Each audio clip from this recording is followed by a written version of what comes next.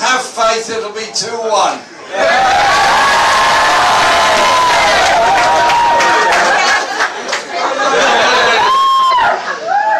So life is actually, quite a lot of it is about confidence, and this election campaign was, yes, be honest about it, it was unexpected.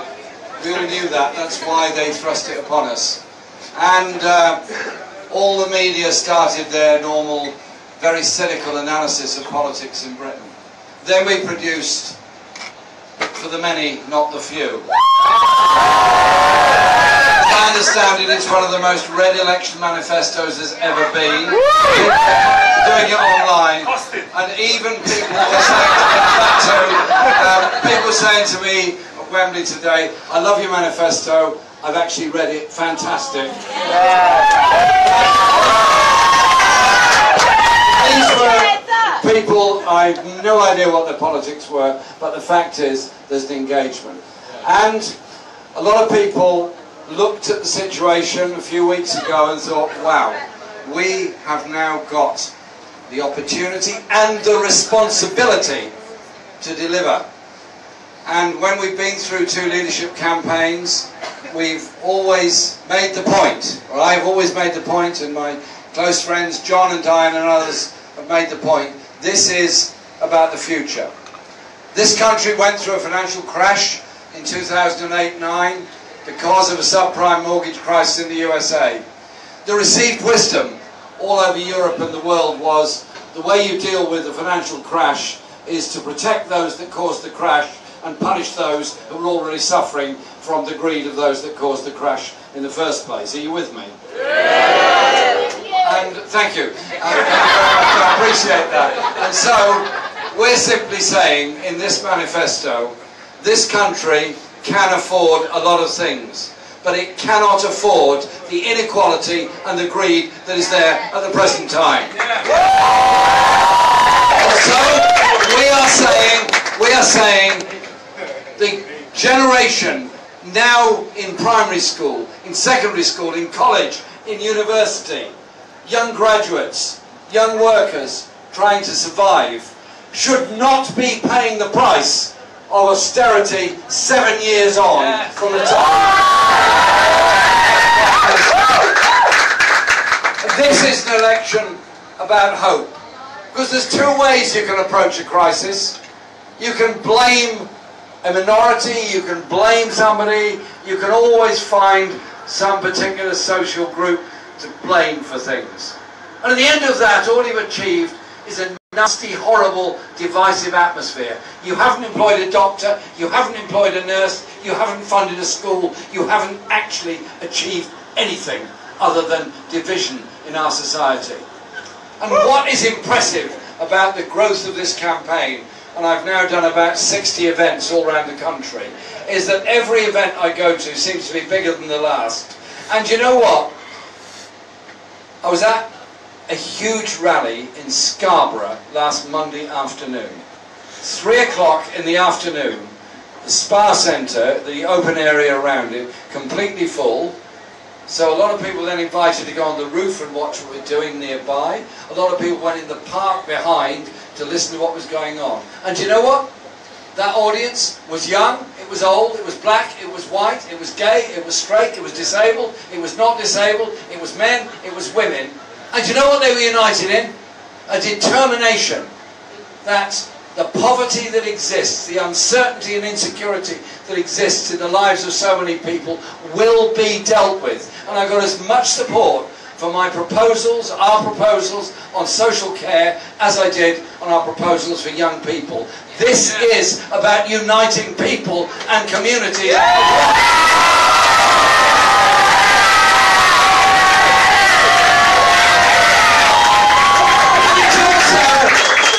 Not being afraid to talk about issues in this country and around the world, not being afraid to say we reach out to people and we express our love and our support for them, whatever their situation, so that we build that stronger, cohesive movement and stronger, cohesive society.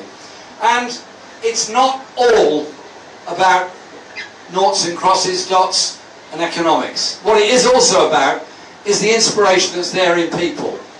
So many young people's lives are blighted by bad housing, insufficiently funded schools, poor health, poor mental health, and a lack of achievement because they've been so held back by the greed of a society that would prefer to hand 60 billion in tax relief to the rich rather than fund the primary schools that all our children need and deserve.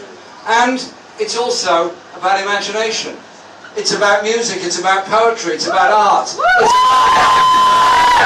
I'm very proud that we are going to introduce a pupil premium for the arts, so every child can learn a musical instrument.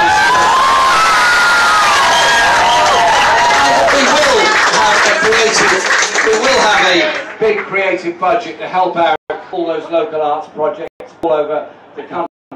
And we will also look at the needs of music and musicians, so there are rehearsal spaces, there are opportunities to create and develop, because that is what a progressive, good society actually achieves. And you know what?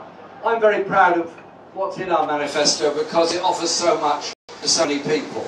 I'm also proud that we are determined to pursue an international policy. I prefer to call it international than foreign policy. An international policy that is based on challenging the environmental degradation of our planet, that is determined to uphold the values of human rights, peace, justice and democracy all around the world as a cornerstone of what we want to achieve for ourselves and what we want to achieve for others. I think these are issues that actually unite a very large number of people. But what I want to say to you in finality, because I could go on all night and you wouldn't want that. There are things you need to do, you need to drink, you need to dance, there's lots of things you need to do. But what I'd say is this. If you just read some of our media, you would get a specific and particular view of this election and the individuals that are trying to put forward the case for our party. If you go out on the streets and you talk to people, and you open not with saying, are you going to vote for us? You open by saying, do you think our mental health services are adequate? Do you think it is unfair that head teachers have to collect money to pay their staff and pay the school? Do you think it's right that there are so many thousands of people sleeping rough on the streets of our towns and cities? You'll get a response positive on all of those things. If you approach campaigning on the basis not of a retail transaction, but of the basis that we unite together to achieve things, we've done something very different in British politics that hasn't been done before. We now have 10 days campaigning until the general election is actually held. We suspended campaigning because of the horrors of what happened in Manchester, because of those young people, nearly all women, that were killed, nearly all young women out enjoying themselves, and we suspended campaigning in their honour. We also want to create a society in solidarity with their families that have lost them, in which young women can go out and enjoy themselves peacefully and safely, that young women are not suppressed, that women's rights have real meaning, as do the rights of everybody else. I think we have to make that very, very clear. And in the last 10 days of this campaigning, I'm going to be travelling all around the country. We're doing a big rally in Scotland tomorrow evening, and we're going all around the country, holding big events as well as smaller ones, meeting particular groups. What I want all of you to do is thank all those artists that have come here tonight to help us. And I'm really proud that Jermaine is here to sing for us as well. I hope I haven't missed your singing, Jermaine, otherwise I'll have to ask you to start again. And all the others that have been such a huge help.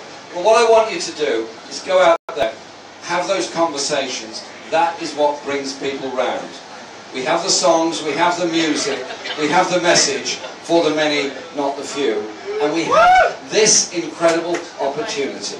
This opportunity to confound everyone.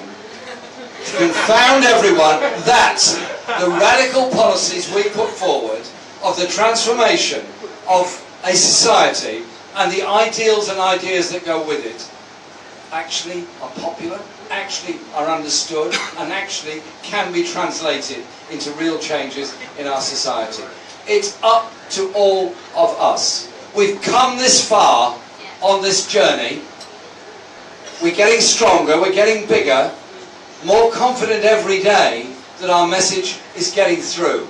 In those last 10 days, please put everything you can into this campaign, everything you can into building the kind of society we all want to live in. And after June the 8th, when we've won the election, that isn't the end.